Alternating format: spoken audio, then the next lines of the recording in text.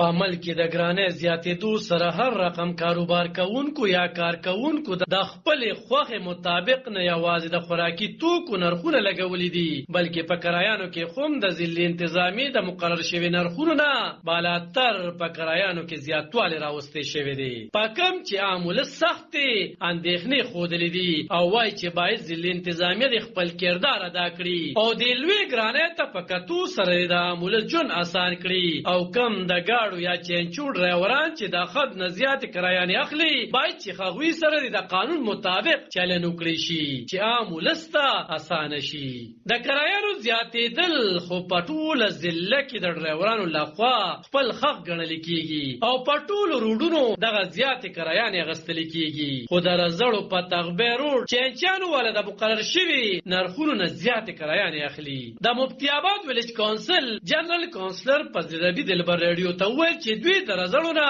تر مفتي آباد پورې 80 روپو پورې کرایانې اخلي کومه چې ټاکل شوې 10 روپۍ کرایه ده او دغه زیاتې عام ولس سره روان دي زما فضل ربی نوم دی د مفتي آباد ویلج کونسل جنرال کونسلر زه چې د تغبې روډ په کرایه باندې ما یو شټین اخیستی دی او بل ما له خلکو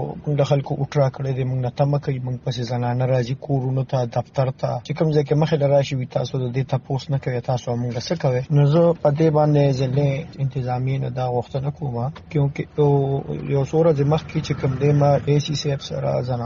میډم چې کوم ده هغې سره ما په دې ملاقات هم کړی دی ما ته 2-3 ورځې ټایم راکړی نن کې اوسه پورې په هغې سره عمل درآمد ونه شو چې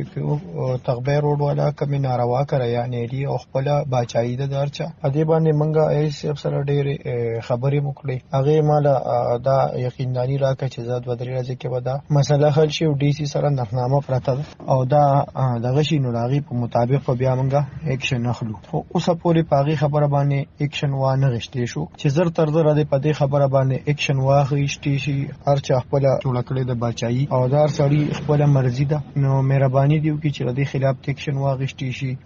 د چینچو والا یو خپله بدماشي یو خپله غونډهګیري جوړه کړې ده څوک شپېتالي څوک سللي څوک چې چا څه واخیسته بد چاریق نه معلوم زنانه روخیږي روزانه زنانه سره دا بدتمیزي دا بد اخلاقي کیږي بل سټوډنټ سکول ته راځي ریګولر سکول ته راځي دا ټول غریبانان خلک دي د چا به یا وس کیږي وس به نه کیږي نو کم از کم ضلع انتظامي نه زه دا تمه لرم چې زر تر زره په دې ایکشن اخلي او که ایکشن یې وانغېسته نو بیا به موږ روډونو ته مروځو احتجاج به هم کوو فضل ربي زیاته کړه چې څو وارې دغه زیاتې کرایانې د ضلع انتظامي په نوټس کې هم راوستي خو ولې هغوی پرې ایکشن نه اخلي بل خو ضلع انتظامي څه دریځ نه دی ویلی خو د کرایانو د اضافې ستونزه تر ډېر وخت روانه ده او هغوی پرې هم ځان غلی کړی دی خو فضل ربي وایي چې که دغه ستونزې حل نه شوې نو دوی به احتجاجونه هم کوي علب خان شیرپو دلبر نیوز 400